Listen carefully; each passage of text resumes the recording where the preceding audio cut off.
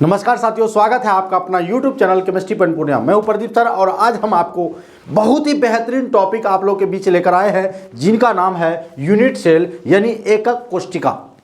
और ये जो यूनिट सेल होता है, अगर कोई पूछेगा यूनिट सेल क्या है तो बोलिएगा यूनिट सेल जैसे हम लोगों के बॉडी में प्रोटीन का निर्माण होता है तो प्रोटीन किससे बना होता है? वह एमिनो अम्ल से बना होता है। प्रोटीन किससे बना होता है? एमिनो अम्ल से। ढेर सारा एमिनो अम्ल आपस में जुड़ता है तो प्रोटीन का निर्माण होता है। जब ढेर सारा बच्चा एमिनो अम्ल आपस में जुड़ता है तो प्रोटीन का निर्माण करता है, तो प्रोटीन बहुत बड़ा अणु हो गया और एमिनो अम्ल छोटा अणु हो गया। दूसरी एग्जांपल अगर हम लोग ले, बिल्डिंग बनाते हैं, मकान का निर्माण करते हैं, तो मकान के निर्माण में ध्यान से सुनिएगा, मकान के निर्माण में ऐसा कौन सा इकाई है जिसको आप बार बार दोहराते हैं? तो आप कहेंगे सर ईंट। आप क्या बोलेंगे? ईंट। सर ईंट जो है बार बार दोहराया गया है। और तब हम कहेंगे बच्चा कि बताओ दोनों की तुलना करो, एक हाथ में मकान की तुलना, एक हाथ में ईंट की तुलना करो। तो आप कहेगा सर मकान की तुलना में सर जी ईंट जो है बहुत छोटा है, बहुत छोटा है। तो हम कहे कि ईंट का परिभाषा दो। आप बोलेंगे वह छोटी से छोटी इकाई जिसको बार बार दोहराने पर मकान का निर्माण होता है उसी को ईंट बोलते हैं। और ये जो मकान है या ईंट है वो 3D है, 3 डायमेंशनल है, त्रिविमीय होता है। उसी तरह यूनिट सेल क्या होता है? वह छोटी सी छोटी इकाई होती है। ध्यान से सुनिएगा, वह छोटी सी छोटी इकाई होती है जिसको बार बार दोहराने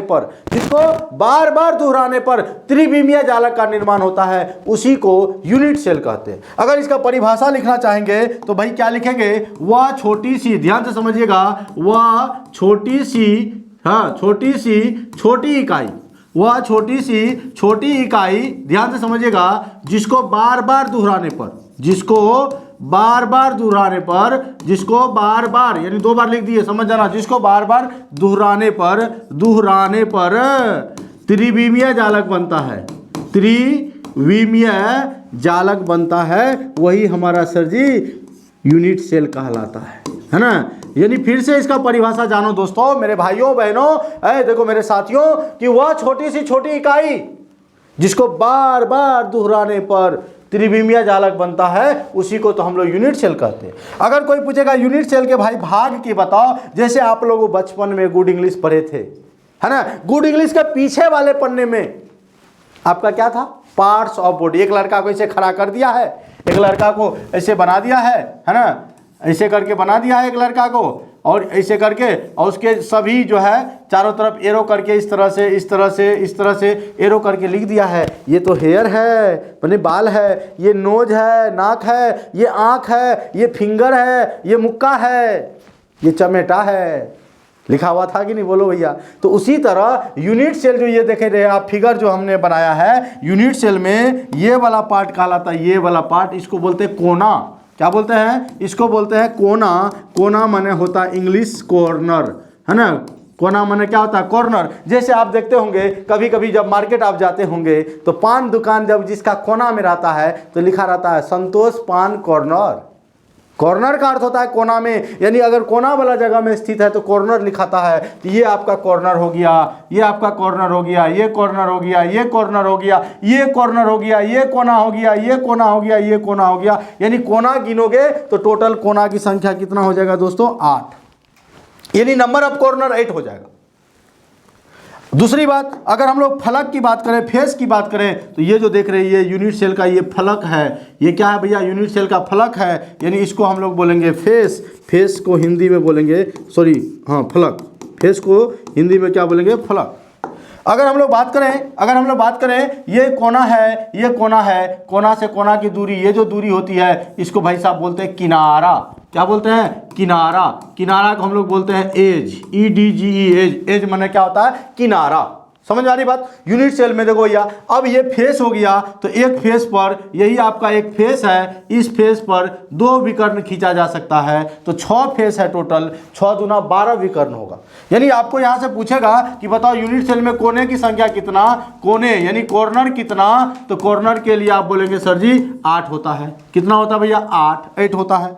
अगर कोई आपसे पूछेगा सर जी फलक बताओ, फलक माने फेस। मेरे शेरों देखो ध्यान से, फेस कितना? 6। कोई पूछेगा किनारा कितना, तो किनारा को आपको गिना के बताऊंगा। किनारा को इंग्लिश में बोलते हैं एज। एज माने होता है किनारा, और किनारा कितना 12। आपसे कोई पूछेगा फलक विकर्ण, यानी फलक विकर्ण बताओ सर, तो कहिएगा सर जी फलक विकर्ण इंग्लिश में क्या बोलेंगे, तो बोलेंगे फेस डायगोनल। क्या बोलेंगे? Face diagonal. और अगर फेस डायगोनल की बात करेंगे तो कहेंगे 6 गुना 2 बराबर कितना 12। अगर कोई आपसे पूछ ले कि अंतः विकर्ण बताइए, अंदर का विकर्ण कितना होगा, अंतः विकर्ण आप कहेंगे सर जी 4 होता है। तो ये यूनिट सेल में इस बात को आप भूलिएगा नहीं, पूरा इसको एकदम कंठस्थ कर लीजिए, याद कर लीजिए। क्लियर है? क्लियर है सभी को? कोई दिक्कत नहीं है यूनिट सेल में। अब यूनिट सेल के ये सारा चीज अगर आप जान गए हैं तो यूनिट सेल के प्रकार की बात करें, टाइप्स ऑफ यूनिट सेल की बात करें, यानी अगले वीडियो में हम लोग मतलब अगले स्लाइड में हम लोग अभी जो है पढ़ने वाले हैं यूनिट सेल के प्रकार। ध्यान से देखना दोस्तों मेरे भाइयों, यूनिट सेल के प्रकार इंग्लिश में इसको बोलेंगे types of unit cell. Types of unit cell. Unit cell के कितने प्रकार होते हैं, तो भाई यूनिट सेल जो होता है, एकक कोशिका जो होता है, इकाई सेल जो होता है, वो 2 प्रकार के होते हैं। एक का नाम है सरल घनीय, एक का नाम क्या है? सरल घनीय एकक कोशिका। क्या नाम है? 2 बोलो एक बार, सरल घनीय एकक कोशिका। और भाई दूसरा का नाम है केंद्रित घनीय एकक कोशिका। क्या नाम है? केंद्रित घनीय एकक कोशिका। केंद्रित घनीय एकक कोशिका। एकक कोशिका को ऊपर 0 दे दिए, कोशिका। अगर इंग्लिश मीडियम वाले बच्चे हैं तो आप कहिएगा इसको सिंपल क्यूबिक यूनिट सेल।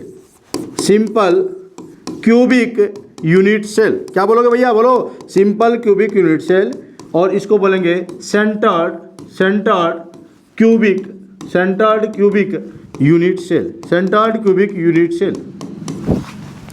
अब देखो भैया सरल घनीय अगर हम लोग बात करें, ऐसा एक फिगर बना लिए, ये आपका यूनिट सेल है। हाँ, ये आपका यूनिट सेल है। और इस यूनिट सेल में अगर हम लोग बात करें तो अगर एक 8 को कोना होता है, अगर प्रत्येक कोने पर परमाणु उपस्थित रहेगा तो उसका नाम होगा सरल घनीय एकक कोशिका।